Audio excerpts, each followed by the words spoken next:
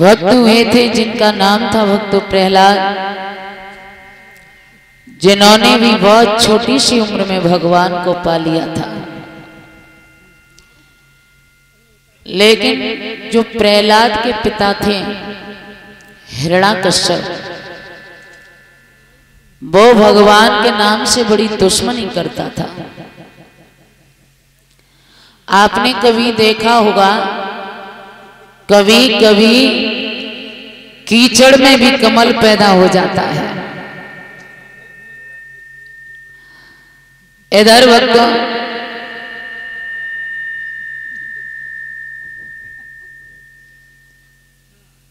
जिनके बाप अच्छे नहीं होते हैं उनकी औलाद अच्छी निकल जाती है।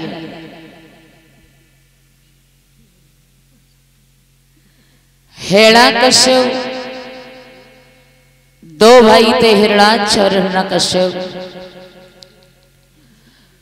तो भक्तों, हिरणाक्ष को भगवान ने शूकर का भेष धारण करके मार डाला था।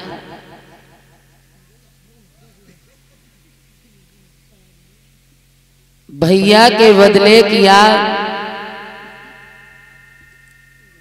हिरण्याकश्यप के सीने में धधक रही थी। किसी का भाई मर जाता है तो भाई का दुख तो वही जानता है जिसने भाई के दुख को झेला हो।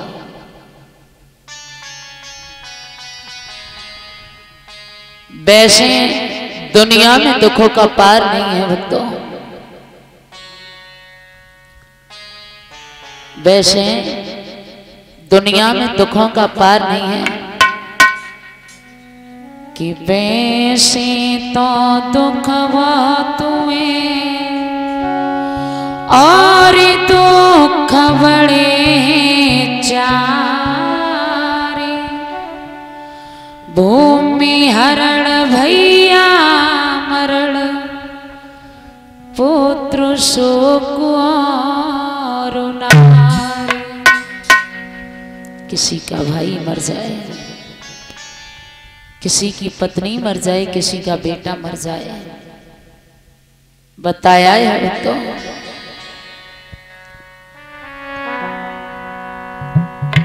आरे मैया मर के दुख उपजत हुए, बहुला मरे भरमा हुई। माँ मर जाए बड़ा दुख होता है, बाप मर जाए बड़ा कष्ट होता है। अरे मैया मर के दुख उपजत हुए, बहुला मरे भरमा हुई जा। और तिरिया मर के घर भी घरत हुए, भैया मरत के सुछ जा।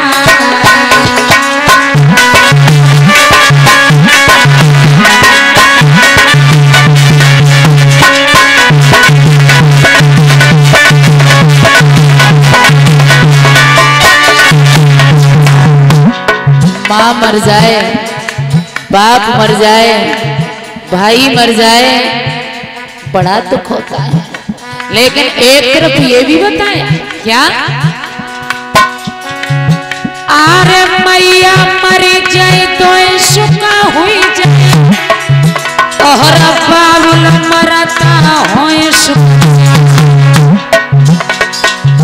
आरे भैया मरे जाए छह सुख हुई जाए, मामा मरे हो सुखया।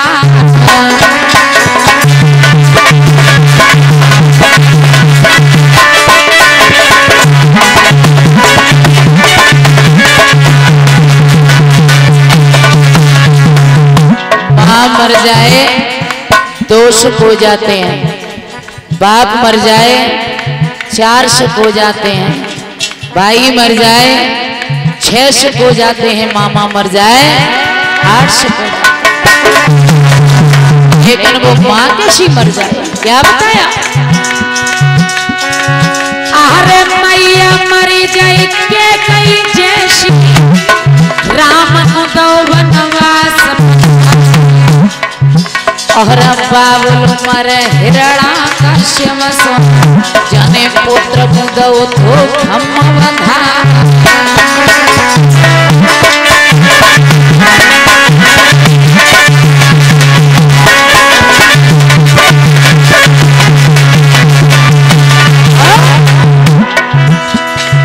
अरे भैया मर जाए पालिया जैसो घर से दो सुग्रीव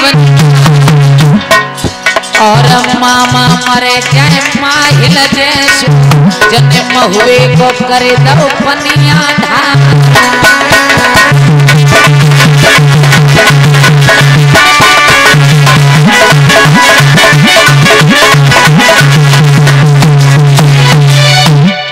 माँ कैकेयी जैसी मर जाए जिसने अपने राम जैसे बेटा को वनवास मांग लिया था। भाई वाली जैसा मर जाए जिसने अपने भाई की पत्नी को अपना बनाना चाहा, और मामा माहिल जैसा मर जाए जिसने महुए का सत्यानाश कर दिया। हिरण्याकश्यप भगवान के नाम से बड़ी ईर्ष्या करता था, लेना तो बहुत दूर रहा, सुनना भी पसंद नहीं करता था। एक दिन की बात, हिरण्याकश्यप के घर में एक बड़ी सुंदर अच्छे विचारों की पत्नी थी। भक्तों,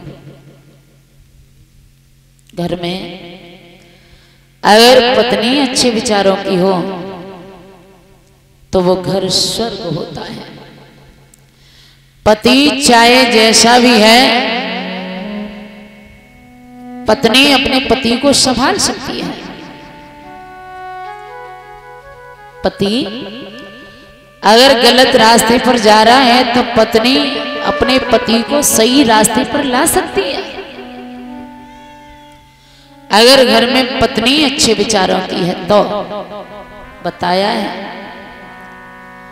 कि जब पति अधर्म पर जाए तो पत्नी उसे बचाए, कि जब पति अधर्म पर जाए तो पत्नी उसे बचाए, और जब पत्नी लाज लुटाए उसे कौन बचाए, उसे कौन बचाए, उसे कौन बचाए।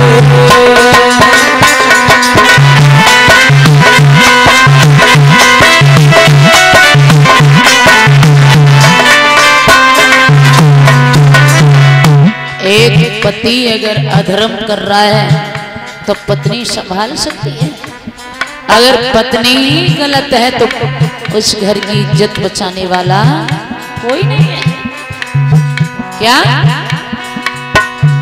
कपड़े में ताकी लग जाए वो धोने से छूट जाए, कपड़ों में ताकी लग जाए वो धोने से छूट जाए, कपड़े में ताकी लग जाए वो धोने से छूट जाए, और यदि कुल में दाग लगी जाए, यदि कुल में दाग लगी जाए उसे कौन छुटाए,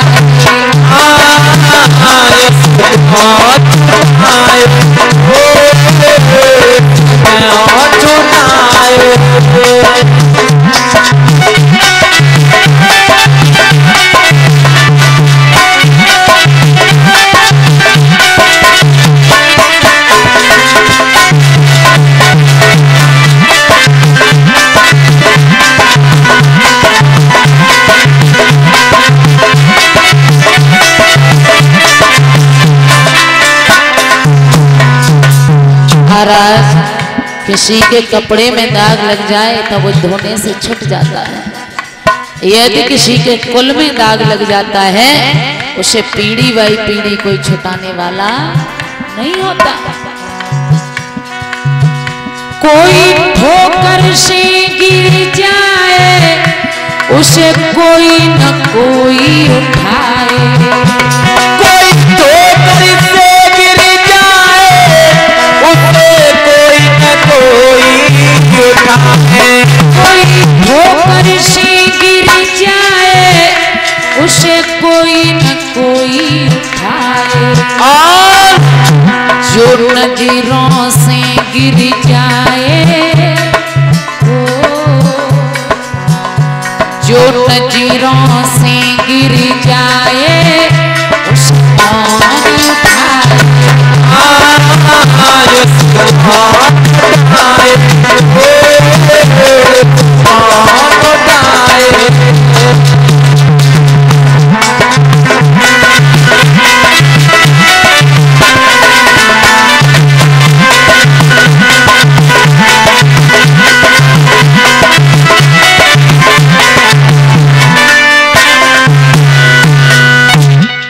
बताया है भक्तों, जिस घर में एक पत्नी अच्छे विचारों की होती है वो घर स्वर्ग होता है। हिरण्यकश्यप के घर में एक बड़ी सुंदर अच्छे विचारों की पत्नी थी जिसका नाम था कयाधु। बड़े अच्छे विचारों की थी। पति की सेवा करना, अपने पति की बात को मानना, ये कयाधु का धर्म था भक्तों। लेकिन हिरण्यकश्यप के दिल में भैया की बदले की आग धधक रही थी। कौन सा वो समय आए, कौन सा वो दिन आए जब मैं अपने भैया का बदला ले लूं। एक दिन हिरण्यकश्यप ने मन में विचार किया, क्यों नहीं मैं वन में जाकर के तपस्या करें और तपस्या करने के बाद ब्रह्मा जी को खुश कर लें और ऐसा वरदान मांगे जिससे हम अपने भाई का बदला ले लें।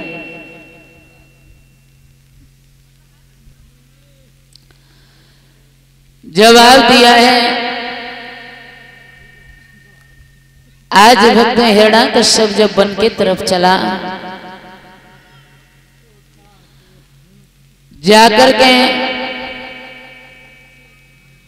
आसन लगाया और तपस्या करने के लिए उद्यत हुआ तो एक तोता आ गया भक्तों। और जो वो तोता था वो उड़ करके वहीं बैठा जहां हिरण्यकश्यप था। वो तोता कहने लगा, नारायण नारायण नारायण।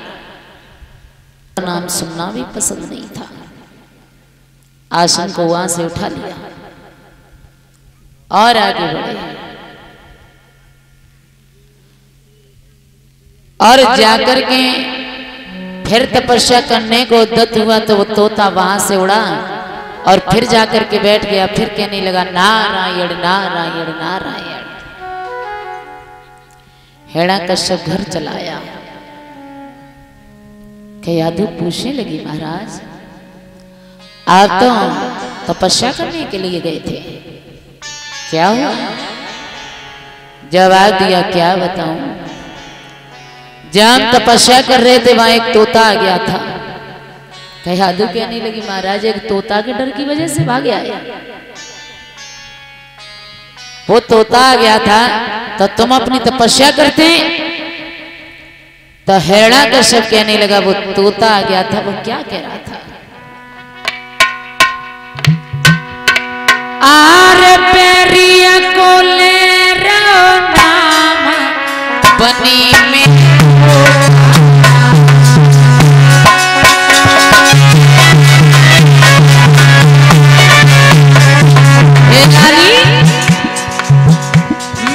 भजन में पड़ी रहो विघन भजन कैसे होता।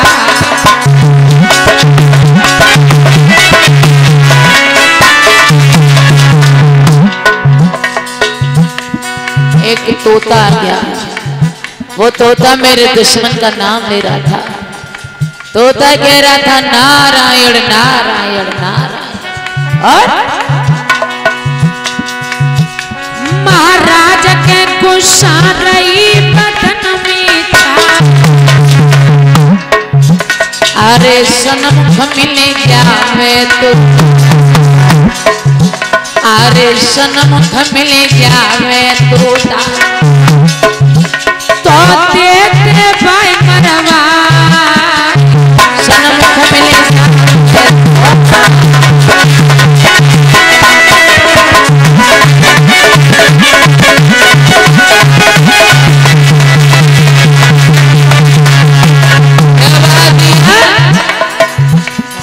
मेरे दिल में भव के रैया के नाम बेरी को ले रहो। मेरे दिल में धध के रैया के नाम दुश्मन को ले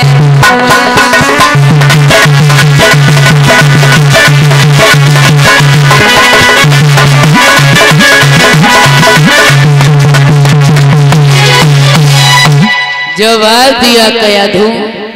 वो तोता मेरे दुश्मन का नाम ले रहा था। वो तोता कह रहा था नारायण नारायण नारायण। कयाधु बड़ा चतुर खोपड़ी की थी। वो तो समझ गई कि अगर मेरे पति के मुख से भगवान का नाम उच्चारण हो गया तो मेरे पति का उद्धार हो जाएगा। शाम का वक्त हुआ, शाम का वक्त हुआ। कयाधु पैर दबा रही थी और पैर दबाते दबाते कयाधु ने वही बात को फिर पूछा।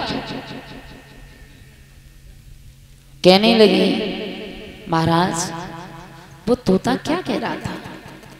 हिरण्यकश्यप कहने लगा तुझे सुनाई नहीं देता। वो तोता मेरे दुश्मन का नाम ले रहा था। तोता कह रहा था नारायण नारायण नारायण।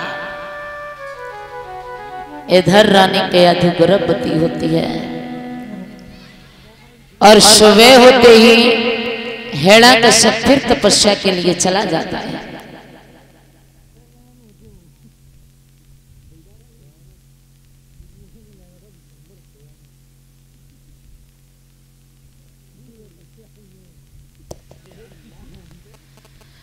जब हिरण्यकश्यप तपस्या के लिए गया, इतनी घोर तपस्या की कि ब्रह्मा जी को खुश कर लिया। जब ब्रह्मा जी को खुश किया, कहने लगे आप हमसे कुछ वरदान मांग लो, तुम्हारी इस तपस्या से हम बड़े खुश हैं। हिरण्यकश्यप कहने लगा ऐसा वरदान मांगूंगा ना आज तक किसी ने दिया हो और ना ही किसी ने मांगा हो। कहने लगे आप जो मांगोगे हम वही देंगे। हिरण्यकश्यप ब्रह्मा जी से क्या मांग रहे थे कि कुछ अधिक नहीं इतना दे दो। महाराज कुछ ज्यादा नहीं मांग रहे कि कुछ अधिक नहीं इतना दे दो। कोई ऊपर न मरो नीचे न मरो।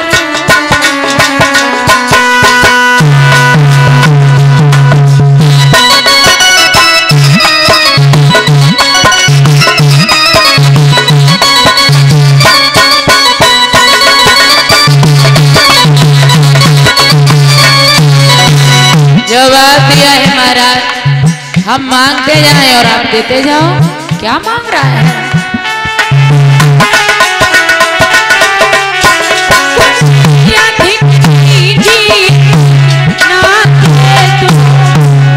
कोई ऊपर न मरो नीचे न मरो।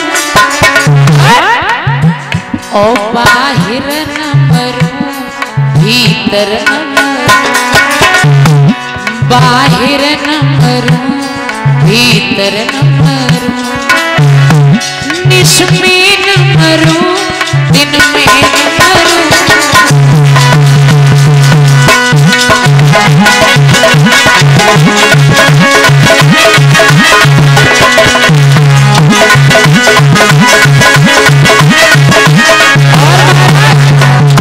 ना तो मेरी मृत्यु ऊपर हो, न नीचे हो, न दिन में हो, न रात में हो, न बाहर हो, न भीतर हो। और सुनो,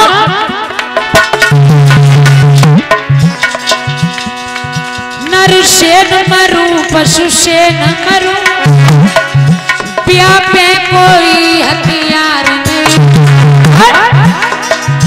महाराज भोगने को मुझको, महाराज भोगने को मुझको, और रह जाए कोई हार नहीं, महाराज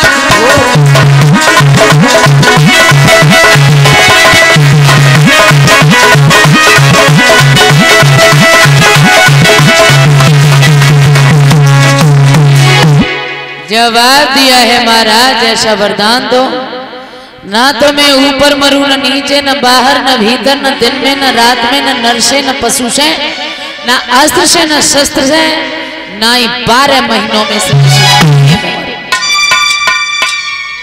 ऐसा वरदान दे दो।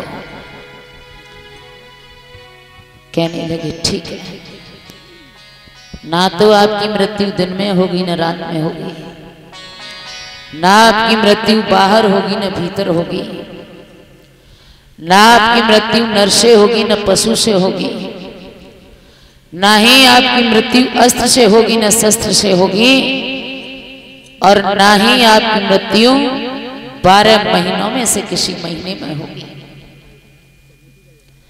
वरदान पाने के बाद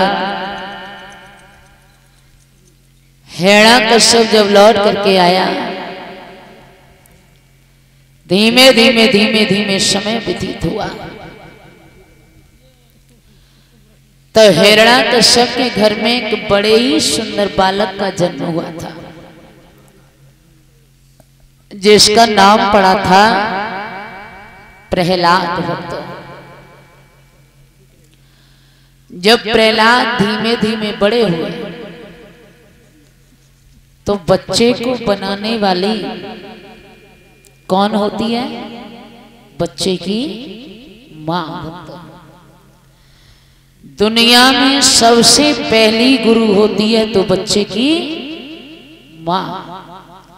मां चाहे तो बच्चे को बिगाड़ दे, मां चाहे तो बच्चे को गुणवान बना दे, मां चाहे तो बच्चे को ज्ञानवान बना दे, और मां चाहे तो चोरी डकैती सिखा दे, बच्चे को बिगाड़ करके रख दे, जिंदगी बर्बाद कर दे।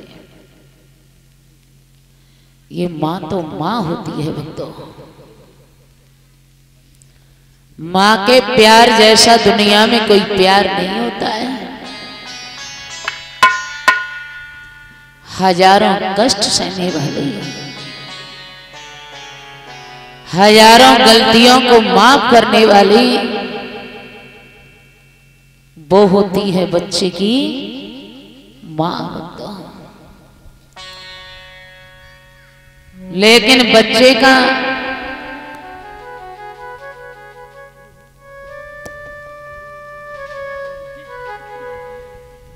कष्ट जब होता है एक मां को, जब वही बेटा मां की नहीं सुनता है। बच्चे को पाला बड़ा किया, जब मां पर बुढ़ापा आ जाए ना और मां कुछ कहे तो बच्चा कहता है, वो लड़का कहता है, मां अरे तू बीच में बोल देती है, तू कुछ नहीं जानती है, तू चुपचाप रह कर। वो मां आज कुछ नहीं जानती है, और उस दिन सब कुछ जानती थी जब तू छोटा था, और मां की उंगली पकड़ करके चला करता था। तो मां तुझे भी संभालती थी और घर के सारे काम करती थी। बच्चा जब छोटा होता है ना तो ऐसे बेहूदे सवाल करता है, माँ जी का है? मैया कहेगी जी गैया है। फिर पूछेगा माँ ये क्या है? जी गैया है। जी क्या करते हैं? ये दूध देती है। ऐसे बेहूदे सवाल। काम भी करती जा रही है माँ और बच्चे को जवाब भी देती जा रही है। पढ़ाया लिखाया, हजारों कष्ट झेले, तब वो माँ सब कुछ जानती थी। लेकिन जब बेटा जवान हो गया और माँ पर बुढ़ापा आ गया तो माँ ने कुछ कह दिया तो बेटा कहता है माँ तू कुछ नहीं जानती है। फिर भी माँ कहती है लाला अरे बड़ी बूढ़ी हूं, बुढ़ापा आ गया है, कोई बात नहीं है, अब नहीं कहेंगे। फिर भी अपनी गलती मान लेती है। वो माँ होती है जो माँ बाप के दिल को दिखाते हैं, वो बच्चे नहीं होते हैं। जो माँ को कष्ट देती है वो औलाद नहीं होती है। माँ का प्यार, माँ बाप का वो प्रेम हर बेटा नहीं जानता है। जब औलाद बड़ी हो जाती है, माँ बाप पर बुढ़ापा आता है, माँ बाप की कमाई हुई दौलत का हिस्सा हो जाता है, लेकिन दुख तब होता है, आत्मा तब दुखती है बूढ़े माँ बाप की कि उस हिस्से के साथ साथ माँ बाप को अपने हिस्से में लेने के लिए कोई तैयार नहीं होता है। छोटा वाला कहता है, छोटा वाला लड़का कहता है कि माँ बाप तो बड़े भैया के हिस्से में जाएंगे। तो बड़े वाले की बहू कहती है कि छोटे वाले को ज्यादा चाहे, क्या अकेले मेरे ही, अकेले मैं ही खवाऊं? माँ बाप आधे आधे रहेंगे।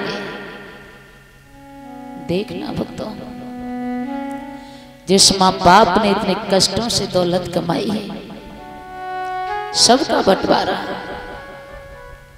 लेकिन बूढ़े माँ बाप को लेने के लिए कोई तैयार नहीं होता, तो उन बूढ़े माँ बाप का कलेजा फटता है। भक्तों, प्रभु ऐसी औलाद किसी को ना दे।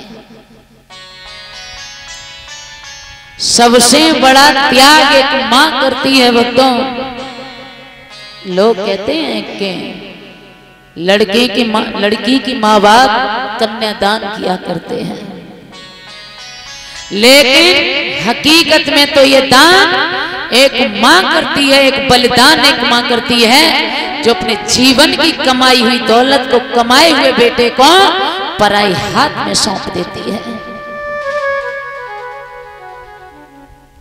कमाई दौलत भी बहू आई घर में, तू ले जा। अगर बेटा छिपकर भी बात करता है तो माँ कहती है बेटा तू हमसे मत बोला कर, क्योंकि तेरी बहू देख लेगी तो बहुत झगड़ा करेगी, दौलत तू ले गई। जैसे माँ ने पूरी उम्र में अपने बेटा को बड़ा किया, हजारों कष्ट सहे, वो भी तुझे ही अर्पण कर दिया, एक माँ के पास क्या रह गया? जिनके दरवाजों पर माँ बाप सुखी होते हैं, धन्य होता है वो दरवाजा, धन्य होती है वो औलाद जिनके माँ बाप सुखी हुआ करते हैं। माँ बेचारी दुखी है, किसी से कह नहीं पा रही है, सुन नहीं पा रही है, घर में औलाद बात नहीं सुनी है। अरे बहू तो तब सुने जब खुद ने पाला वही बदल गए। बहू तो श्रवण कुमार की भी अच्छी नहीं थी,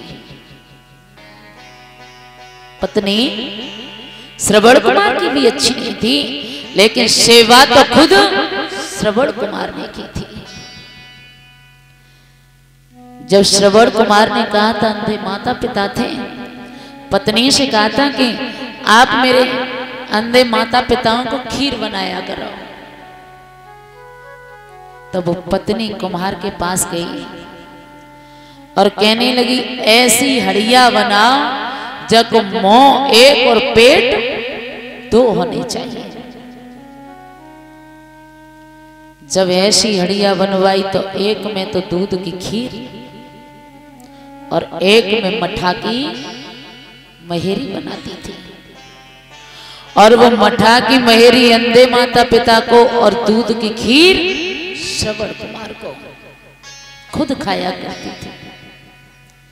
एक दिन की बात,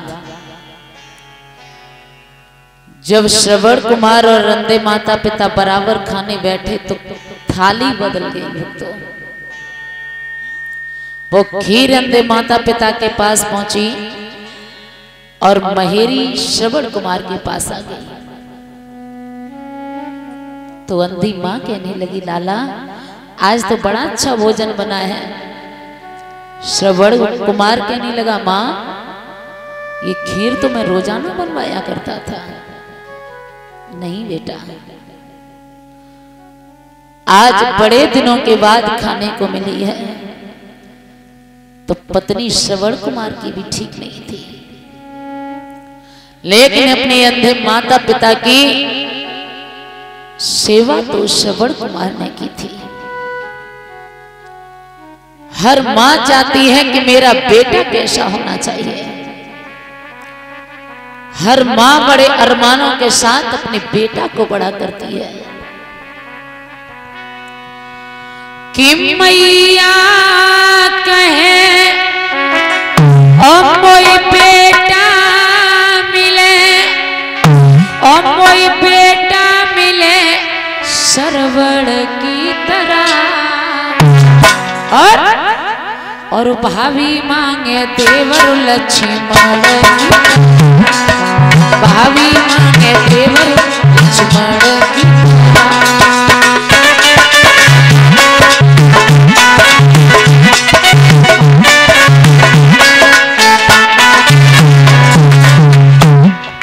हर मां का अरमान होता है कि जिस प्रकार से श्रवण कुमार ने अपने माँ बाप की सेवा की थी तो मेरा भी बेटा श्रवण कुमार शाही होना चाहिए, लेकिन नहीं होता है कि गुरु बिन ज्ञान नहीं मिल पाता, गुरु से बड़ा न कोई।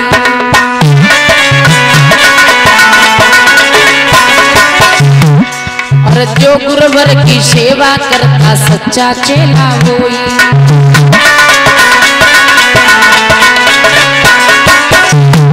गुरु का मतलब ये नहीं है कि गुरु बना ली और पीठ पीछे बुराई करो। ऐसे शिष्य को तो नरक में भी जगह नहीं मिलती है कि गुरु बिन ज्ञान नहीं मिल पाता, गुरु से बड़ा न कोई। गुरुवर की सेवा करता सच्चा चेला होई।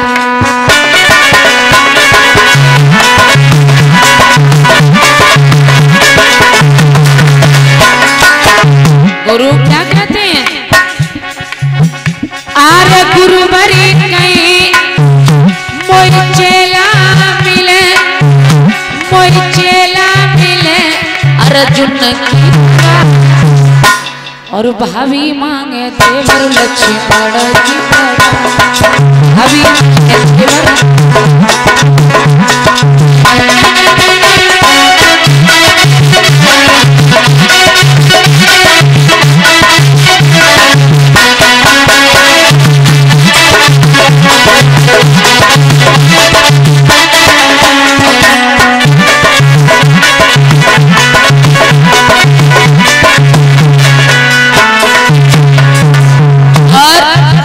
गौर करेंगे, बिन भैया के सुनी वे ना सुनी रहे कलाई।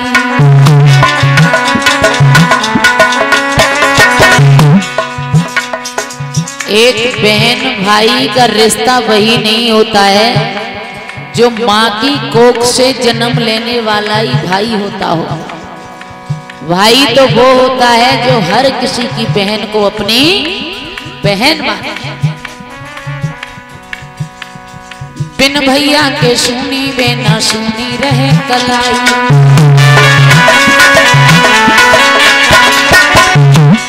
और जो बहना की लाज बचावे वे ही सच्चा भाई।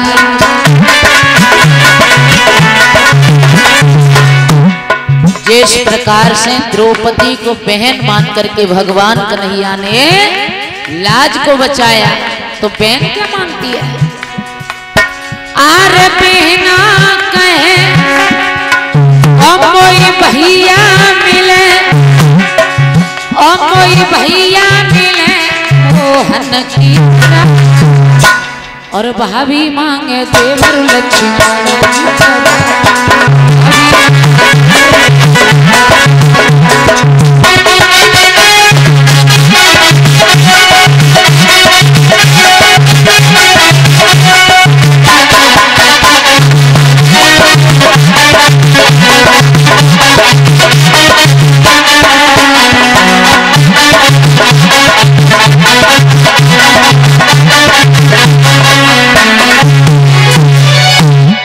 हर अरमान होता है कि मेरा बेटा ऐसा होना चाहिए जैसे श्रवण कुमार हुआ था।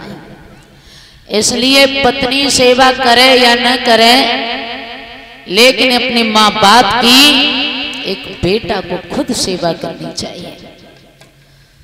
बेटा कितना भी सुख दे, लेकिन अपने माँ बाप के कर्ज को कभी अदा नहीं कर सकता है। इसलिए वो ही दरवाजा बड़ा अच्छा होता है जिसमें माँ बाप की दुआएं होती हैं। वो आंगन बड़ा भाग्यशाली होता है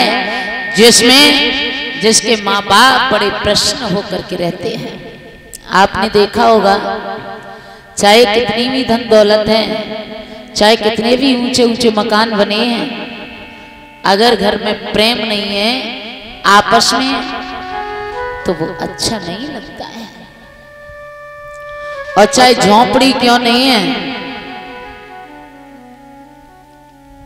और खाने को थोड़ा कम है, अगर आपस में प्रेम है तो उसी जगह स्वर्ग लगता है।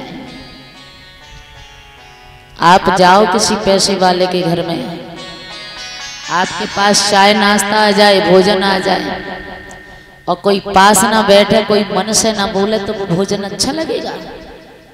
बिल्कुल नहीं लगता।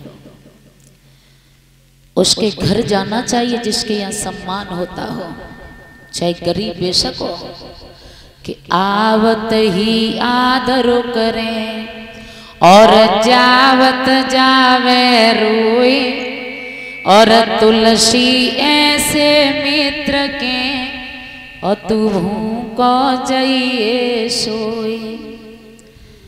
आते ही सम्मान हो जाए तो ऐसे मित्र के यहाँ कभी बुरा नहीं मानना चाहिए। ये तीन चीजें बड़ा सोच और समझ करके करनी चाहिए भक्तों। हमेशा बराबर वाले से। कौन सी? पहली दोस्ती तुम्हारे बराबर का है, उसी से होनी चाहिए।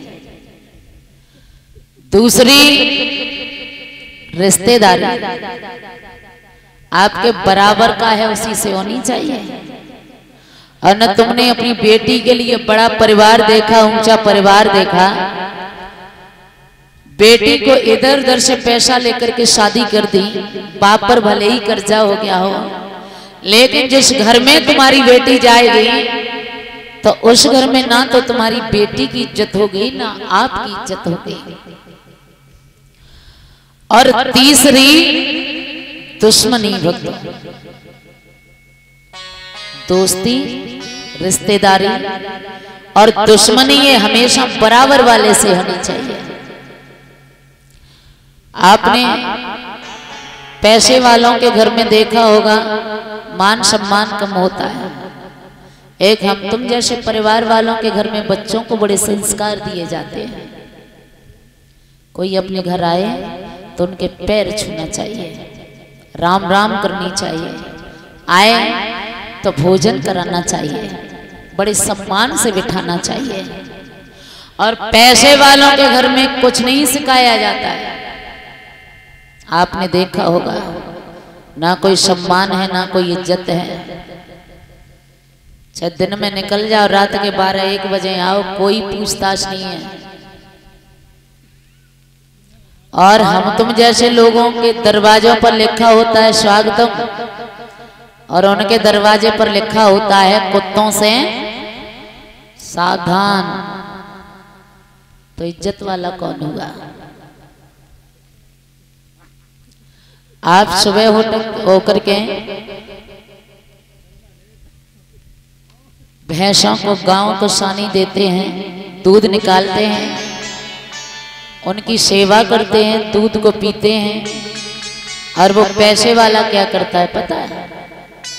रात में 12-1 बजे तो सोएगा और सुबह 8 बजे जगेगा, और 8 बजे जग करके एक कुत्ता और होता है उनके यहाँ, ये पैसे वालों की शौक होती है,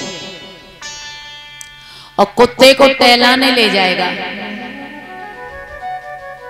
और जब कुत्तों को टहलाने ले जाएगा तो उधर से हम तुम जैसे लोग गुजरे निकले, तो कुत्ते की तो आदत होती है भौंकना, वो तो भौंकेगा। और जब वो कुत्ता भौंकता है तो वो हाथ में पकड़े है वो पैसे वाला, वो कहेगा नहीं बेटा, भौंकते नहीं है। जब तू कुत्ते से बेटा कह रहा है तो कुत्ते का बाप कौन होता है? कुत्ता। तो ऐसे इंसानों से कभी संपर्क मत रखना जिनके यहाँ इज्जत ना हो, जिनके यहाँ सम्मान ना हो। और चाहे कुछ भी नहीं है, अगर तुम्हारी इज्जत कर रहा है, तुम्हारा सम्मान कर रहा है, तुम्हें मान रहा है, उसके दरवाजे पर अवश्य जाइए। अपने बच्चों को सिखाइए कि आए हुओं का सम्मान क्या होता है। जो अपने दरवाजे पर आए उसे कैसे बिठाना चाहिए, तो इंसान जाकर के भी प्रशंसा करे कि उसके बच्चों में बड़े अच्छे संस्कार हैं। ये हमारा तुम्हारा कर्म होता है, धर्म होता है। जिनकी औलाद अच्छे संस्कारों की होती है उनका जीवन स्वर्ग होता है। ये स्वर्ग और नरक धरती पर ही पाए जाते हैं। तुम बुजुर्ग हो गए और तुम्हारे ही आगे तुम्हारी औलाद बिगड़ रही है, तुम चुपचाप बैठे देख रहे हो और औलाद से कुछ कह नहीं पा रहे हो, सब कुछ बर्बाद कर दिया, तो वो नरक है भक्तों। और जिनकी औलाद अच्छी है, एक जवान पर इधर आती है, हर बात अपने माँ बाप को पूछ करके किया करती है, जिन माँ बाप की मरते मरते तक घर में इज्जत होती है, वो स्वर्ग होता है भक्तों। इसलिए अपने जीवन में अपने माँ बाप को कभी दुखी मत देखना। बोलिए गोविंद भगवान की। रो रो कर महाराज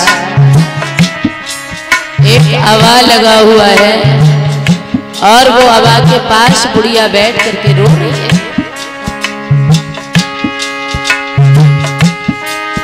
देखा कि कुमारी रो रो कर खुद को धिक्कार दे रही है, कुछ मांग मांगती जा रही है, ईश्वर को नाम ले रही है।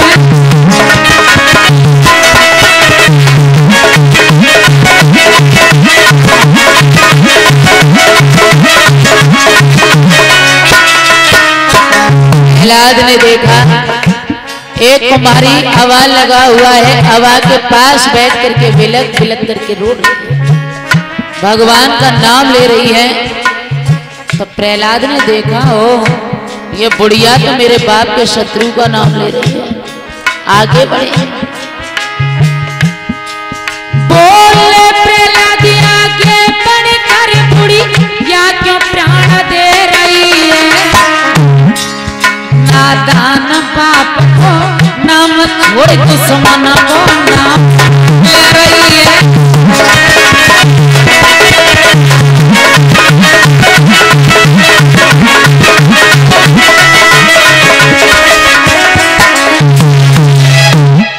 प्रहलाद आगे बढ़े, देखा बुढ़िया हवा के पास बैठ करके भगवान का नाम ले रही है। प्रहलाद कहने लगे, ओ बुढ़िया, अरे तू मेरे बाप के राज्य में रह रही है और मेरे बाप के ही दुश्मन का नाम ले रही है, पागल हो गई है। वो तो तेरी किस्मत अच्छी है कि मैंने सुना है, अगर कहीं मेरा बाप सुन लेगा तो तू ये मान ले कि तू धरती पर जिंदा नहीं है। बुढ़िया कहने लगी लाला तेरा बाप भगवान नहीं हो सकता है। मैं उस परम पिता परमात्मा का नाम ले रही हूं जिस पर मुझे भरोसा है, और मुझे नहीं जिसने हजारों की बिगड़ी को बनाया है। और तू क्या समझे? कन्हैया से प्रेम तो वही जानता है परम पिता परमात्मा से जिसने प्रेम किया हो। और ये बात सच है भक्तों।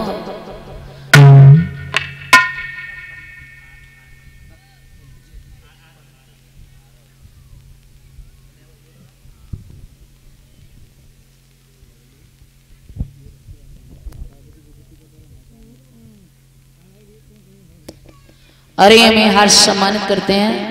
और नीलेश को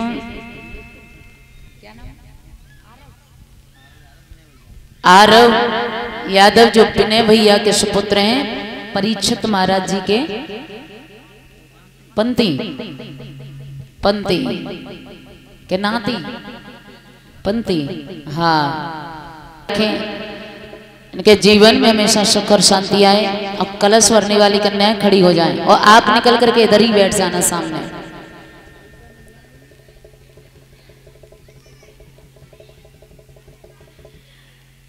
जवाब दिया, बेटा मुझे पूरा भरोसा है कि मेरे बिल्ली के बच्चे जिंदा निकल आएंगे। प्रहलाद कहने लगा अगर तेरे बिल्ली के बच्चे मर गए तो मेरा भी एक प्रण है, तो ये समझ लेना कि तू जिंदा नहीं है। अगर बिल्ली के बच्चे जिंदा निकल आए तो तेरे भगवान के नाम में मैं दीवाना हो जाऊंगा, और अगर बिल्ली के बच्चे मर गए तो तुझे सुबह होते ही फांसी लगवा दूंगा। मंजूर है? कहने लगी मंजूर है।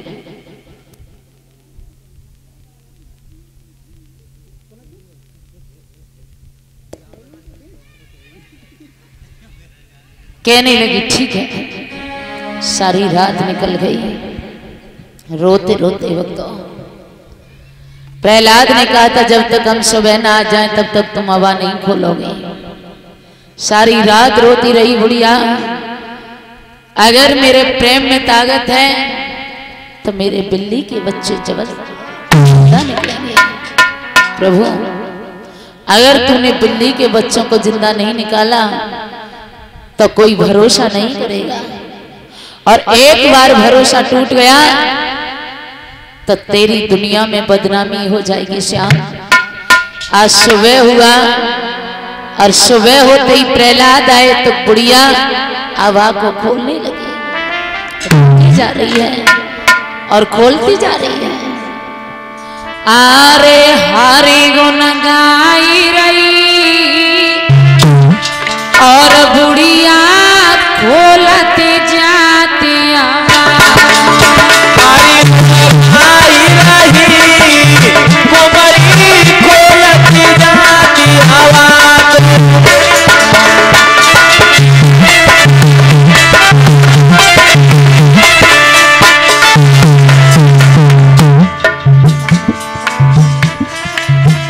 हवा खोलती जा रही है, आंखों से आंसू बहते जा रहे हैं।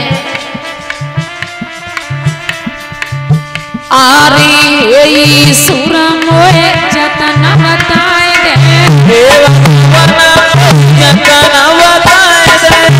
और आवे तुम्हारा मेरे लाज बचाए,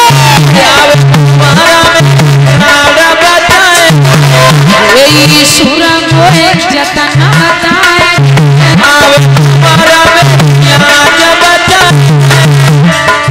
छिपी छिपी रोई रही, छिपी छिपी रोई रही, और कुमारी बोलत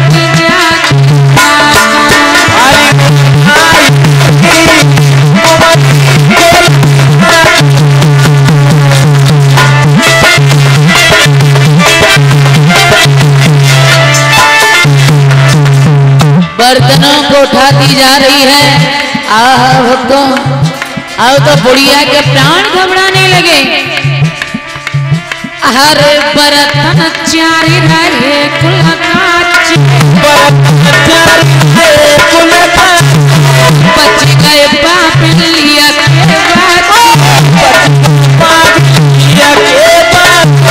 बरतन चारी रहे कुल काची, बच गए बाप लिया के और ले जखम भागी गई। अरे जय जयकार भाई और बुढ़िया खोल जा।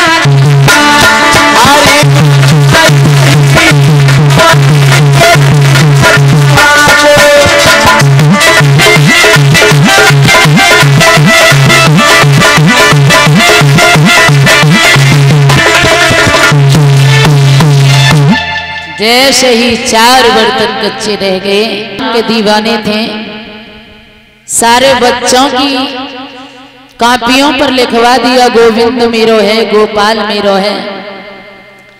गुरु संडा मरक जी आए, कहने लगे प्रहलाद क्या पढ़ाया तूने? प्रहलाद की जब पढ़ाई को देखा, संडा मरक जी समझ गए, कहने लगे प्रहलाद पागल हो गए हो, किसका नाम ले रहे हो? अरे तुम जिसका नाम ले रहे हो उसी ने तुम्हारे चाचा को मारा है, वो तुम्हारे पिता का शत्रु है। अगर हिरण्यकश्यप को मालूम पड़ा तो तुझे जान से मार देगा, इसलिए भूल जा। प्रहलाद कहने लगे चाहे कुछ हो जाए, मैं भगवान का नाम लेना नहीं छोड़ूंगा। बहुत समझाया, नहीं माने प्रहलाद। हिरण्यकश्यप को जाकर के बताया तुम्हारा पुत्र तुम्हारे दुश्मन का नाम लेता है। हिरण्यकश्यप ने प्रहलाद को समझाया था तुम जिसका नाम ले रहे हो वो हमारा शत्रु है, उसी ने मेरे भाई को मारा है, मैं उससे बदला लेना चाहता हूं। प्रहलाद ने कहा पिताजी मैं भगवान का नाम लेना नहीं छोड़ सकता। ऊंचे से पहाड़ों से प्रहलाद को नीचे गिराया, लेकिन वहां पर भगवान ने रक्षा की प्रहलाद की। जैसे 1000 भुजा वाला बचाए, उसे 2 भुजा वाला कुछ कर नहीं सकता है। एक कोठरी में काले काले सर्पों को छुड़ाया, प्रहलाद को बंद किया, वहां पर भी भगवान ने रक्षा की। अब हिरण्यकश्यप सोचने लगा ये दुष्ट कैसे मारा जाए। एक कटोरा लिया भक्तों, और कटोरे में जहर लिया, वो जहर जाकर के कयाधु को दिया। कहा कयाधु इसमें जहर है और ये जहर तुम अपने बेटा को पिला दो। भक्तों ऐसी कौन सी माँ होगी जो अपने हाथों से अपने बेटा को जहर दे दे। माँ की ममता तो माँ जानती है। जिसने न करी गुरु की सेवा, जिसने न करी गुरु की सेवा, गुरु ज्ञान लड़ाई क्या जाने। जिसने बोली हो झूठ सदा वो सच्चाई क्या जाने। जाके न फटी बीमाई हो, जाके न फटी बीमाई हो, वो पीर पराई क्या जाने। और माँ की ममता माँ से पूछो, वो 5 बिचारी क्या जाने। कयाधु पैरों में गिर गई, महाराज मैं अपने बेटा को जहर नहीं दे सकती हूं, मैं अपने बेटा को जहर नहीं दे पाऊंगी। आरे इकलौता प्राण स्वामी प्यारो,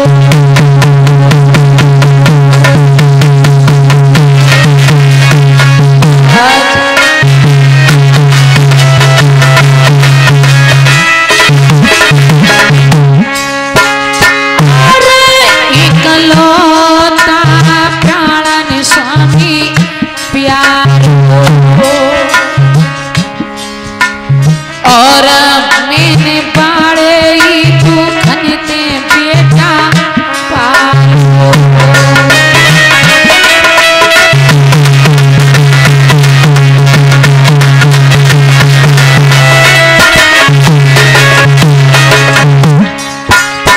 पैरों में गिर गई महाराज, नहीं दे पाऊंगी। एक हाथ से पैर पकड़ रही है और एक हाथ से अपने बेटे को अपने सीने से लगा लिया और रोकर के कयाद हुए के बाद बोली है लाला बजी जाइए लला मेरे अंगनाते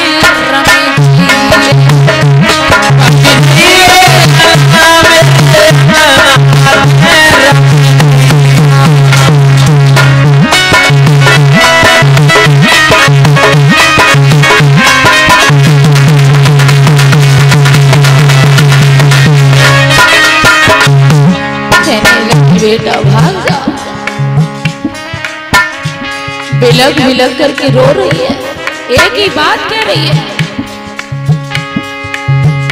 आरे बन में जाएगी झोपड़ी चाहिए, बन में जाएगी झोपड़ी चाहिए और लिख लिख पाती मोई भेजा भैया, लिख लिख पाती हमें भेजा भैया, मेरी पेशन जावे सजना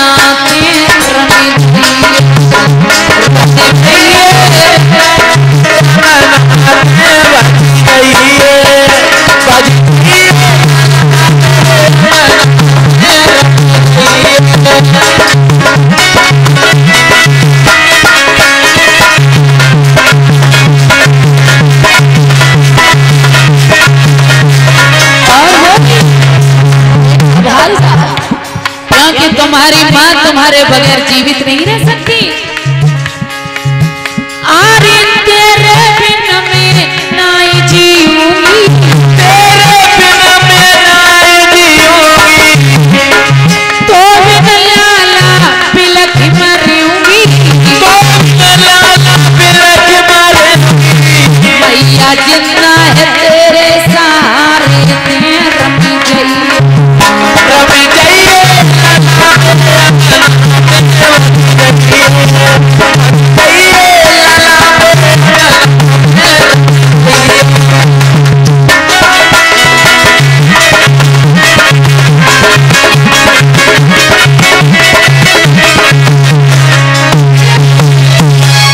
जवाब दिया है बेटा भाग जाओ।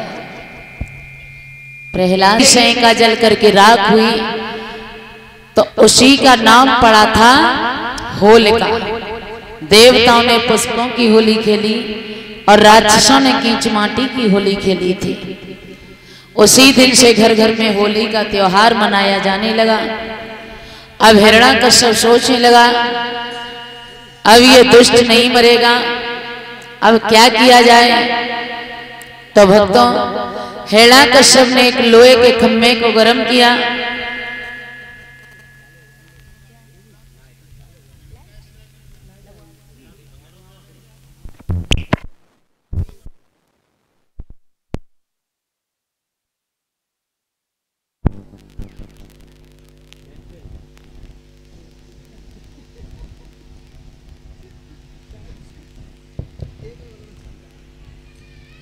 जब लोहे के खम्भे को गर्म कराया हिरण्याकश्यप प्रहलाद को पूछने लगा प्रहलाद तू ये बता कि तेरा भगवान कहाँ कहाँ वास करता है।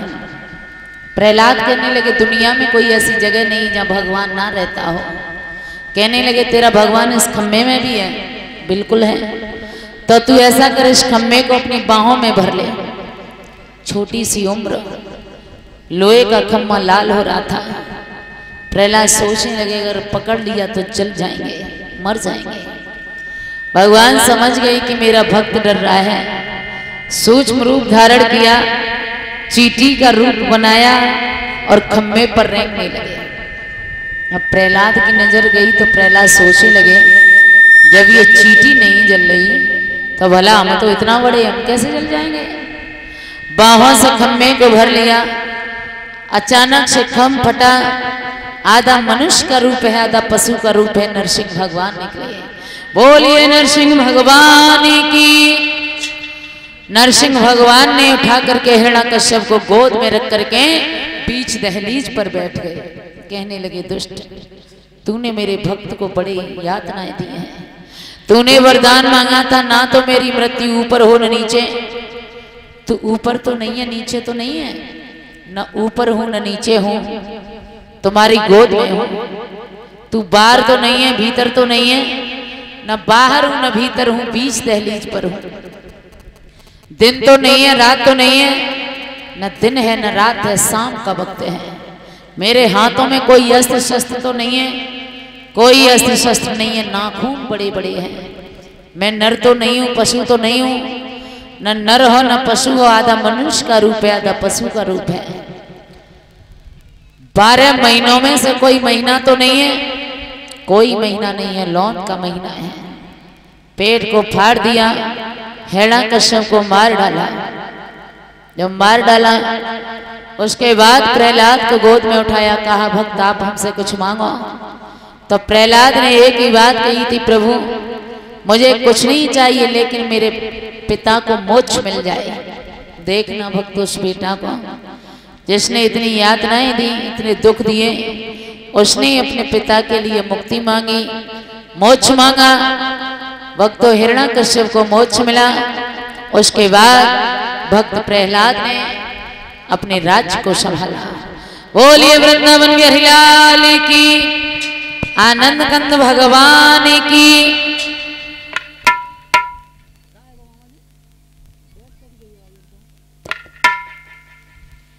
सभी माता बहनों भाई बंधु के भजन बोले, उसके आगे बहुत सुंदर कथा है, बड़े भाव से बोलेंगे।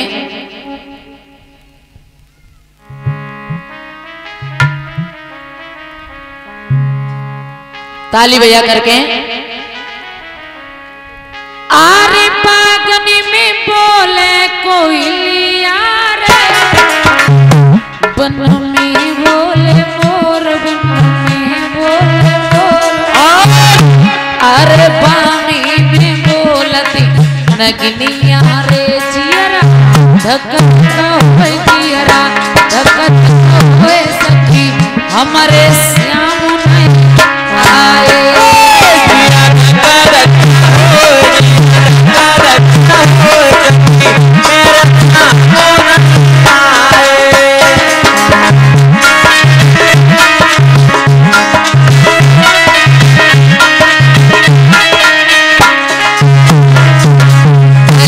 बड़े प्रेम से बोलेंगे। अरे पागनी में बोले कोयलिया रे, बनवा बोले मोर, बनवा बोले मोर। अरे बामी में बोलती नगनिया रे जियरा, धक धक होए जियरा, धक धक होए सखी हमारे श्याम आए।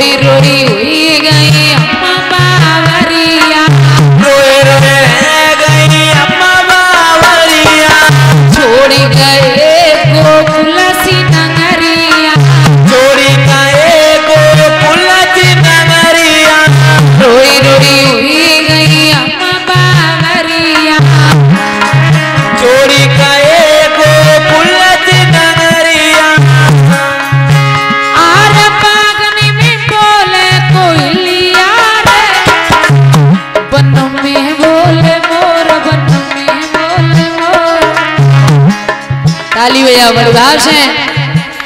अरे बामी में बोलते नगनिया रे जियरा, धक धक होए जियरा, धक धक होए सखी हमारे श्याम आए। जिया धक धक होए, धक धक होए सखी मेरे श्याम आए।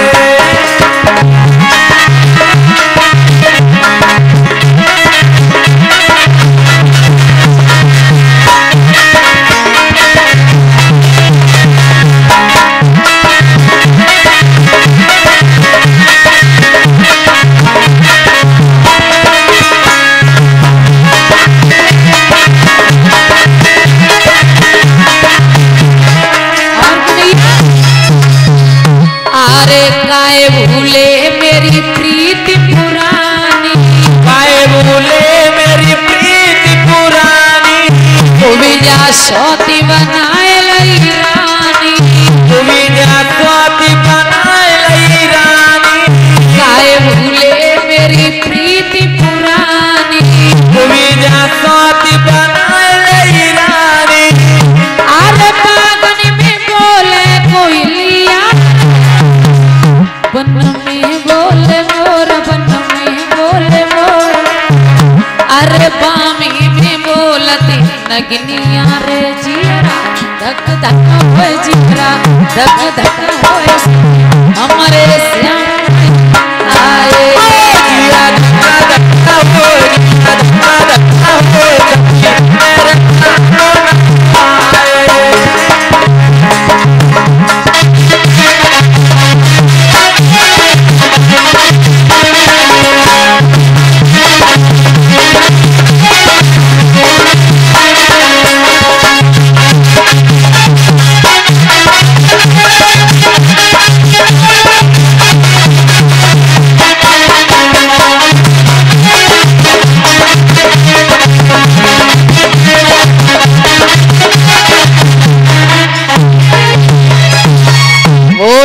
मेरे लाल की।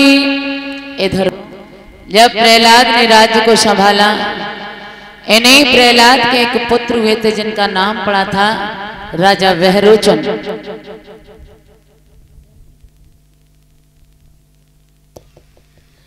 राजा वहरोचन बहुत अच्छे राजा बने थे, हर बात से खुशी थे, लेकिन एक ही बात का दुख था, इनके घर में कोई पुत्र पैदा नहीं हुआ था, घर में कोई संतान पैदा नहीं हुई थी।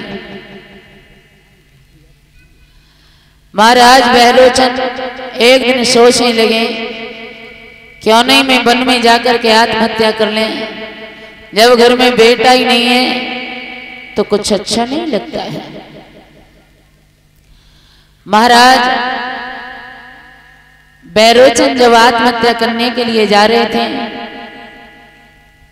तो रास्ते में एक महात्मा जी मिले, पूछने लगे कहाँ जा रहे हो आप? जवाब दिया हम आत्महत्या करने जा रहे हैं। क्यों? हमारे कोई पुत्र नहीं है। पागल हो गया, सबसे बड़ा पाप होता है आत्महत्या करना, और फिर भी तुम जा रहे हो। तो महात्मा जी ने एक फल लिया और फल वहरोचन को दे दिया, का इस फल को ले जा करके और आप अपनी पत्नी को खिला देना, तो तुम्हारी पत्नी अवश्य पुत्रवती हो जाएगी। लेकिन इस फल में एक बात है, ना तो इसमें हवा लगे। लल्ला बैठ जाओ जी, कैमरा चल रहा है जी, फोन में आ गई, बैठ सकते बेटा, बैठो। जवाब दिया है, इस फल को ले जाओ और पत्नी को खिला देना, ना तो इस फल में हवा लगे, ना पानी की बूंद गिरे, ना ये फल निष्फल हो जाएगा। लेकर के चले, किस्मत की बात, भाग्य की बात, आंधी और पानी आ गया। अब उस फल को कहां छिपा करके ले जाएं? तो मारे डर की वजह से महाराज वहरोचन वो फल स्वयं खा गए। वहरोचन के गर्भ धारण हुआ। एक महात्मा का वचन, मोर वचन चै पड़ जाए फीका, और संत वचन पत्थर की। गर्भ धारण हुआ, धीमे धीमे समय व्यतीत हुआ, विचार बनाया कि गर्भ से बालक को निकाला जाए। पेट को फाड़ा, बहुत सुंदर बालक का जन्म हुआ। वहरोचन की मृत्यु हो गई, तो उसी बालक का नाम रखा गया था बलभद्र। जिसने दुनिया में आते ही आते अपने बाप की बल ले ली, वही राजा बल बहुत बड़ा दानी राजा बना था, जिसने 99 यज्ञ पूरे कर लिए थे और 100वें यज्ञ की तैयारी थी। जो 100 यज्ञ पूरे कर लेता है वो इंद्र बन जाता है भक्तों। एक दिन की बात विष्णु भगवान ने सोचा कि बहुत आगे बढ़ रहा है राजा बलिदान में, क्यों नहीं हम जाकर के इसकी परीक्षा ले लें। तो विष्णु भगवान ने एक बहुत छोटा सा वेश धारण किया था, बामन अंगुल का। बामन भगवान बने थे, छोटे छोटे हाथ हैं, छोटे छोटे पांव हैं, कांधे पर कंबल है, हाथ में कमंडल है, चटकीली चाल है, घुंघराले वाल है। और जाकर के पहुंचे हैं राजा बल के दरवाजे पर। राजा बल ने आते हुए देखा, आसन डाल दिया और हाथ जोड़ करके एक बात बोला है राजा बल महात्मा जी, अरे आओ बैठो यादर्शी, और क्या इच्छा नाथ तुम्हारी, और चाहते हैं कुछ दान करें, के सेवा करें।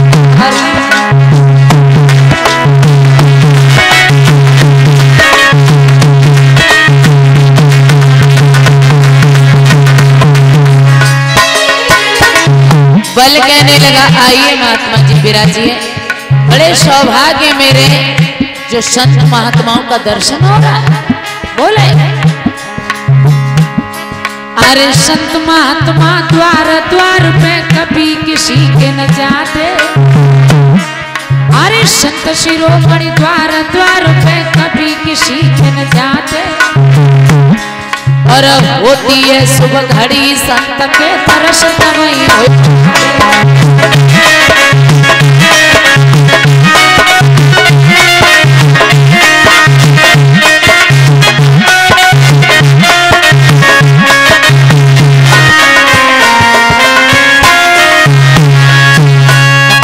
जवाब दिया है, आइए महात्मा जी विराजिए, बड़े सौभाग्य मेरे जो आप मेरे दरवाजे पर आए हो।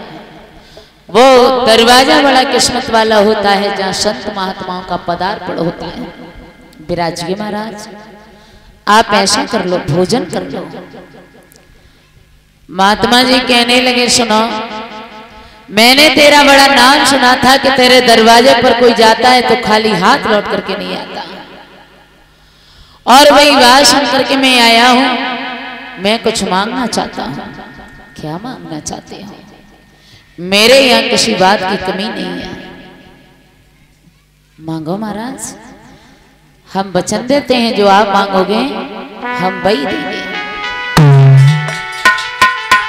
भोजन मांग लो, कपड़ा मांग लो, जो इच्छा हो। और बोला है बल महाराज कि भोजन मांगो, कपड़ा मांगो।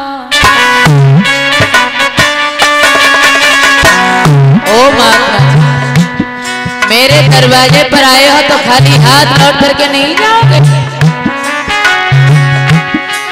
भोजन मांगो, कपड़ा मांगो, जो मांगोगे सब हाजिर है।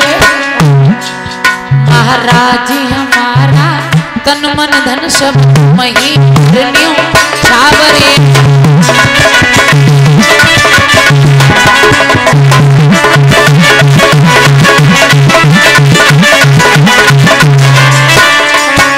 मांगिए महाराज, क्या मांगना चाहते हो?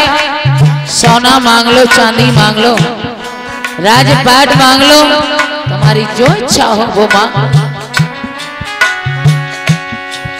बामन बोले कुछ चाहिए नहीं, धन दौलत तेरी भूमि रकम, यदि दे सकता तो दे राजन बस थवी साढ़े 3 कदम।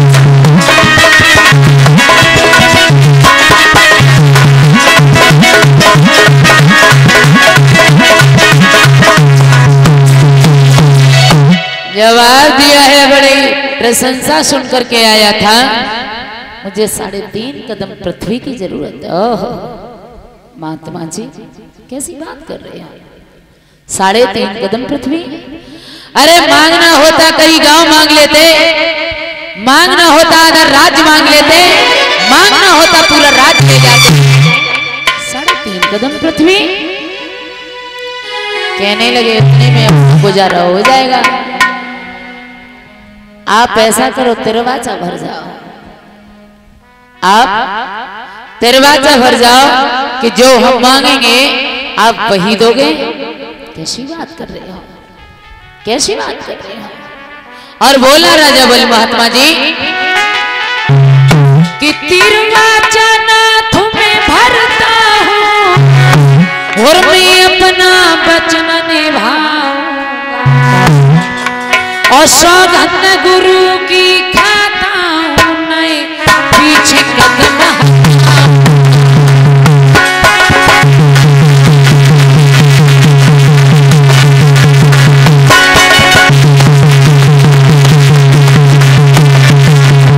हम आपसे वचन दे रहे हैं महात्मा जी, आप जो मांगोगे हम वही देंगे, वही देंगे।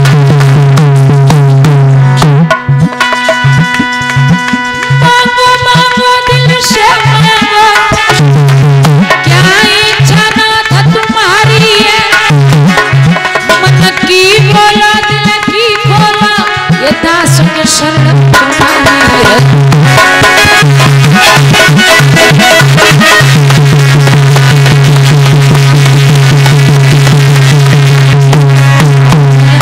कैसी बात कर रहे हो महात्मा जी, दिल खोल। अभी तक आप छोटे मोटे राजा, लेकिन याद रहे आप पहली बार राजा बल मांगिए महाराज। महात्मा जी कहने लगे तिरवाचा तो भर चुके हो, लेकिन एक बात का ध्यान रहे। बोले कि तिरवाचा नाथ भरा तुमने। जवाब दिया है महात्मा जी ने महाराज,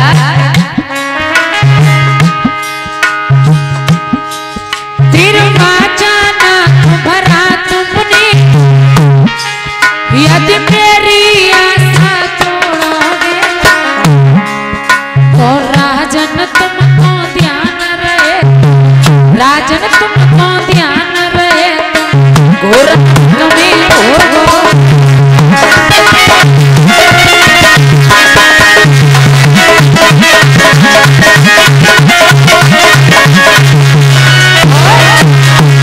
बोले हैं महात्मा जी नहीं जानते हो, तिरवाचा भर करके अगर वापस लौट गए तो क्या होगा। अरे जो कोई जैसा कर रहे अंगारी वैसा पाएगा। ओ राजा बल ध्यान रहे, अरे जो कोई जैसा करे अंगारी वैसा पाएगा। और पैदा पेड़ बबूल आम के फल क्या खाएगा। कहीं खोला वानी,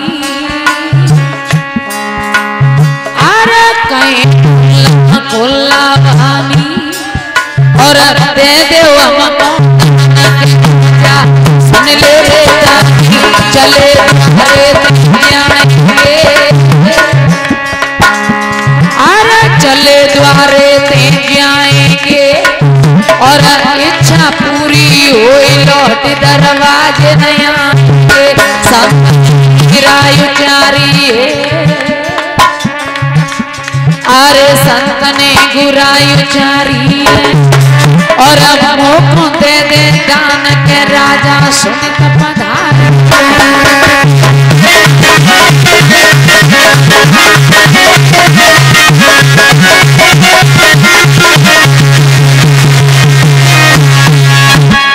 साढ़े 3 कदम पृथ्वी दे दो। कहने लगे ठीक है महाराज। कहने लगे महाराज अब भी विश्वास नहीं हो रहा है, संकल्प भी की बात है तो हम संकल्प छोड़ते हैं। राजा बलि संकल्प छोड़ने के लिए गया तो परीक्षित महाराज जी राजा बल के गुरु थे शुक्राचार्य, और शुक्राचार्य ने जैसे ही देखा कि मेरा शिष्य चला जा रहा है, दौड़ करके आए, कहने लगे ए राजा बल क्या कर रहा है। राजा बल कहने लगा दरवाजे पर एक महात्मा आए हैं और मैं 3.5 कदम पृथ्वी मांगी, हम पृथ्वी के लिए संकल्प छोड़ रहे हैं। पागल हो गया है, अगर मेरी बात मान तो इसे दरवाजे से वापस कर दे। क्यों? तू नहीं जानता है इस महात्मा को मैं बहुत अच्छे तरीके से जानता हूं। राजा बोले तू मुझे तो पूछ ले। और एक बात बोले हैं शुक्राचार्य जी,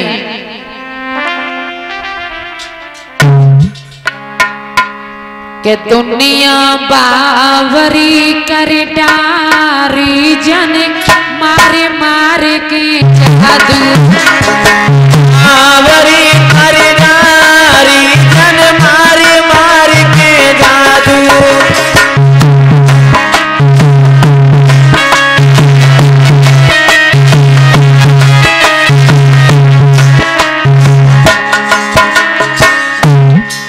शुक्राचार्य जी कह रहे हैं राजा बोले तू नहीं जानता है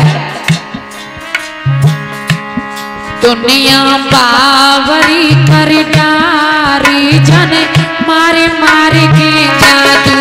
दुनिया बावरी कर डारी जन मारे मारे के जादू।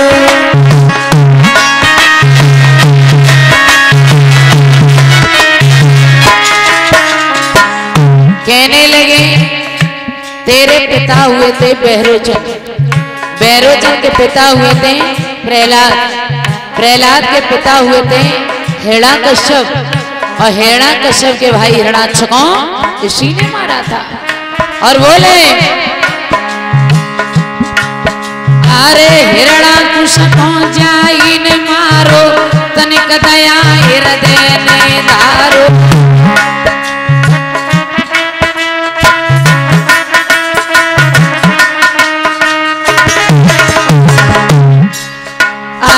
हिरण्याक्ष को जाइन मारो तनिक दया हृदय ने धारो। तब क्या किया? तब बनियो शेर शिकारी जन मारे मारे के दुनिया बावरी कर डारी मारे के दुनिया बावरी कर डारी जादू।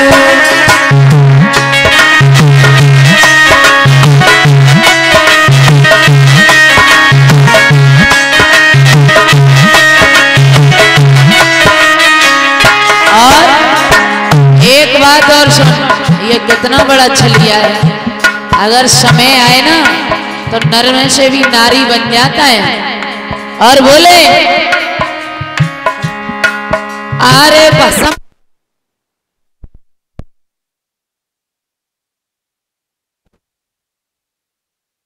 दिया है शुक्राचार्य ने। ये जब भस्मासुर को भस्म किया था तो यही छलिया नर से नारी बन गया था। अगर तुम मेरी बात मानो तो उसे दरवाजे से वापस लौटा दो। बल कहने लगा हम नहीं मानेंगे, हम संकल्प जरूर छोड़ेंगे। दान दिया है तो दिया है। संकल्प छोड़ने के लिए उद्यत हुए तो शुक्राचार्य सूक्ष्म रूप धारण करके बस सागर की टोंटी में बैठ गए। अब जल नहीं निकल रहा है। वामन भगवान कहने लगे बले क्यों देरी कर रहे हो? देना चाहते हो तो दे दो, न किसी और के दरवाजे पर जाकर के मांग लेंगे। कहने लगे पता नहीं प्रभु, इसमें से जल नहीं निकल रहा। वामन भगवान समझ गए।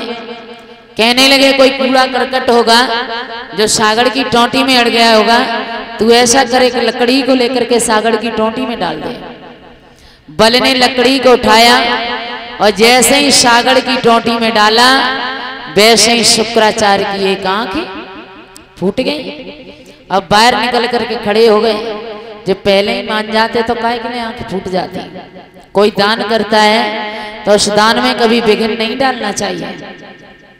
संकल्प कर दिया हम तुम्हें 3.5 कदम पृथ्वी देंगे। कहां से नापे? बल कहने लगा 3.5 कदम पृथ्वी कोई पृथ्वी होती है? तुम्हारी राजी हो बासे नाप लीजिए। वामन भगवान ने अपने स्वरूप को इतना बड़ा किया, एक पग में आकाश को नाप लिया, दूसरे पग में पाताल को नाप लिया, तीसरे पग में पृथ्वी को नाप लिया। कहने लगे बल ने आधा कदम रह गया, कहाँ नापे? बल ने जवाब दिया, महाराज ये आप मेरी पीठ पर नाप लीजिए। वामन भगवान कहने लगे, भले मैं तुम्हारे दिए हुए दान से बड़े खुश हैं, आप हमसे कुछ मांग लो।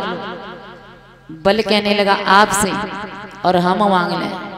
अभी तक तो आप ही मेरे दरवाजे पर मांग रहे थे, और आप जैसे भिखमंगाओं से हम क्या मांग लें?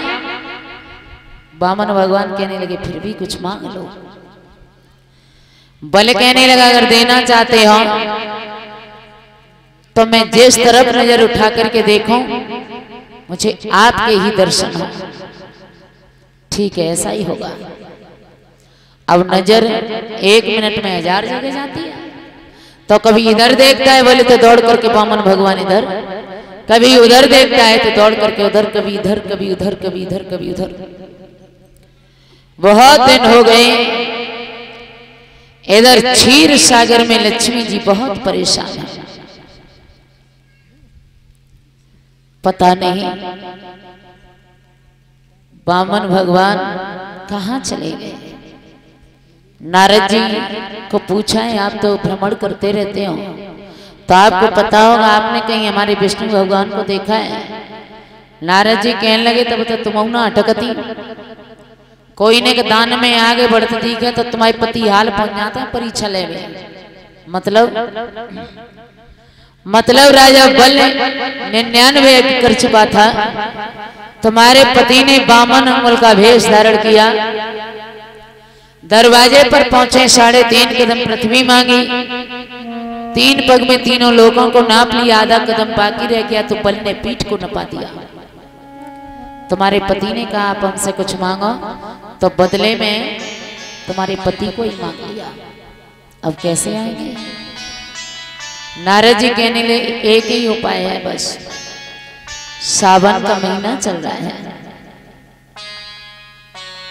और हर सावन के महीने में हर बहन अपने भाई के हाथ में राखी बांधती है।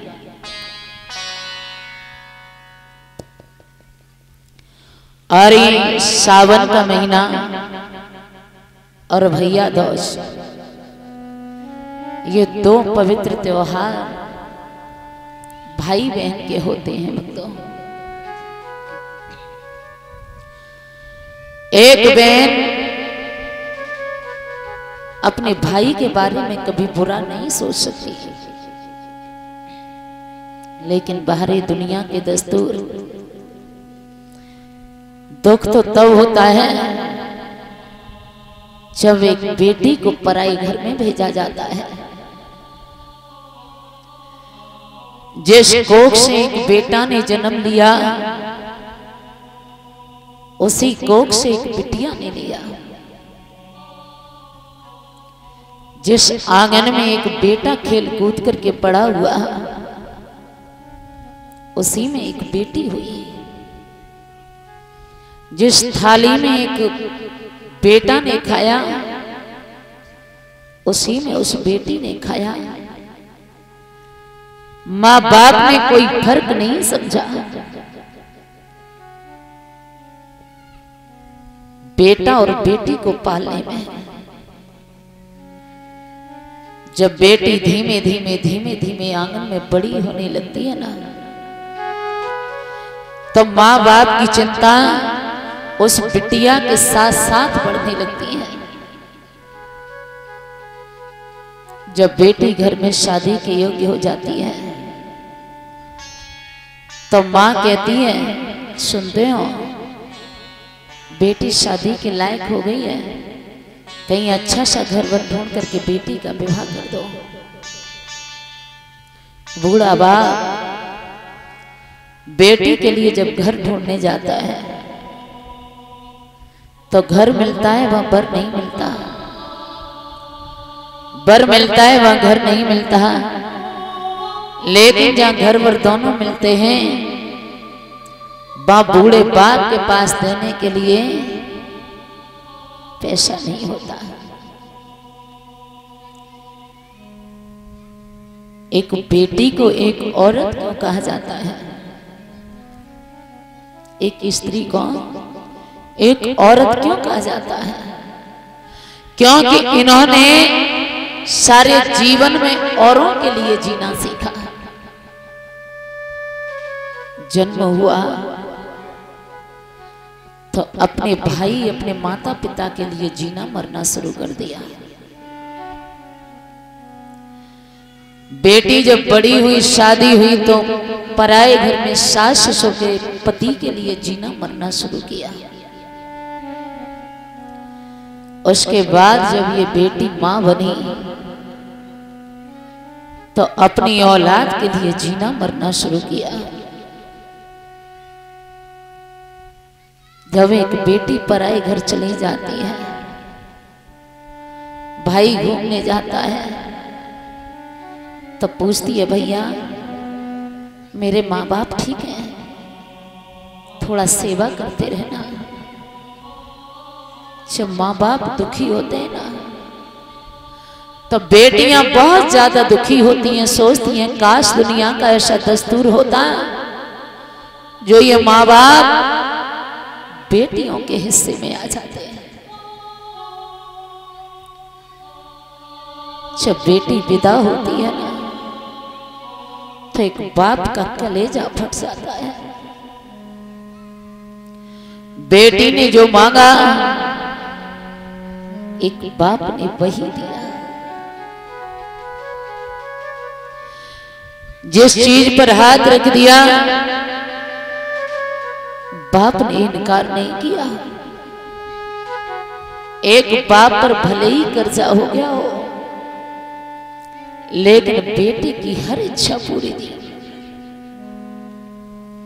पढ़ाया लिखाया, बेटी को बड़ा किया,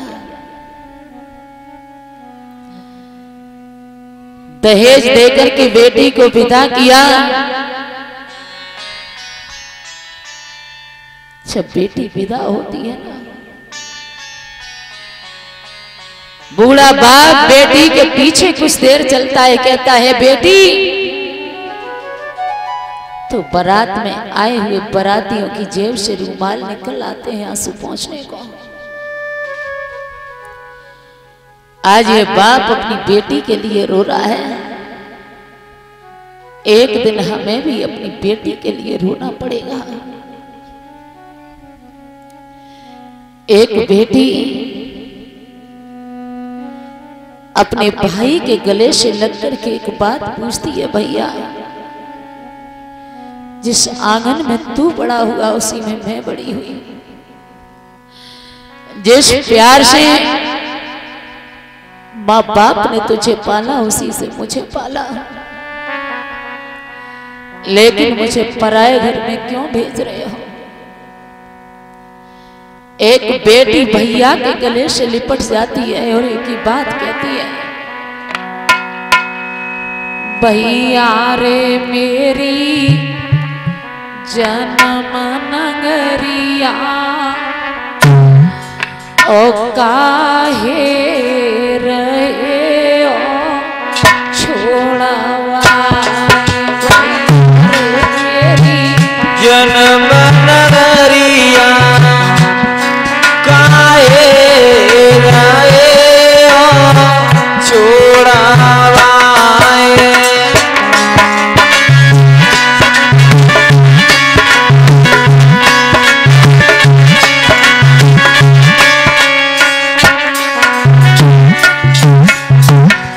बेटी गले से लग जाती है, भैया मैं पराए घर में जाना नहीं चाहती हूँ। कोई जान नहीं, कोई पहचान नहीं, कैसे रहोगी? जिस माँ के बगैर एक मिनट भी नहीं रहती हूँ, उस माँ को छोड़ करके कैसे रहूंगी? मुझे मेरे घर सोने से मेरी माँ ने कभी जगाया नहीं, पराए घर में कैसे जीऊंगी? बुलाए लई द्वारे पे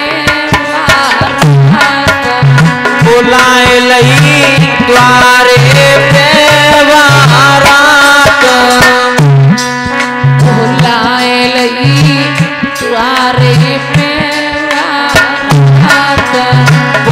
आए रही द्वारे पे बारात आए दे पीले दो आता आए गए पीले दो आता आए दे पीले दो आता आए गए पीले दो आता उड़ाए दई चटक चुनरिया उड़ाए दई चटक चुनरिया काहे रहे हो छोड़ाए वही हरे तेरी जन्म नगरिया काहे हरे हो छोड़ा आए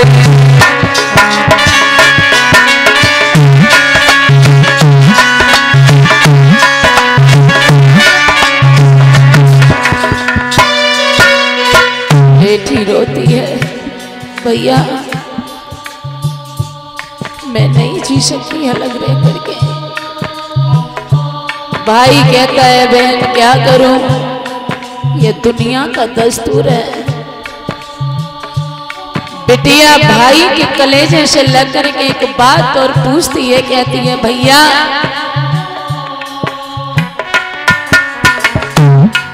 बताए दे ओ मेरे भैया बताए दे ओ मेरे भैया बताए दे ओ मेरे भैया बताए दे ओ मेरे भैया छोड़ाए दई क्यों मेरी मैया छोड़ाए दई काए मेरी मैया छोड़ाए दई क्यों मेरी मैया छोड़ाए दई क्यों मेरी मैया डराए दई सातव हरिया डराए दई सातव हरिया काहे रहे हो छोड़ावाए भाई आए जन्म नगरिया काहे हरे छोड़ा आए यारे मेरी जन्म नगरिया काहे छोड़ा बेटी रोती है तो मांग लेना। लक्ष्मी जी लेकर के कलाई में राखी को चली जाकर के बल की कलाई में राखी को बांधा। बल कहने लगा बहन आज सावन के महीने में मेरे राखी बांध रही हूं आप हमसे कुछ मांग लो। तो मैया कहने लगी भैया मुझे कुछ न चाहिए तेरे जो दरवाजे पे जो पहरेदार हुए तू जाए दे दे। विष्णु भगवान को लेकर के लक्ष्मी मैया और विष्णु भगवान क्षीर सागर में रहने लगे और राजा बल इस तरीके से परीक्षा में सफल हुआ था। बोलिए वृंदावन बिहारी लाल की, आनंद कंद भगवान की।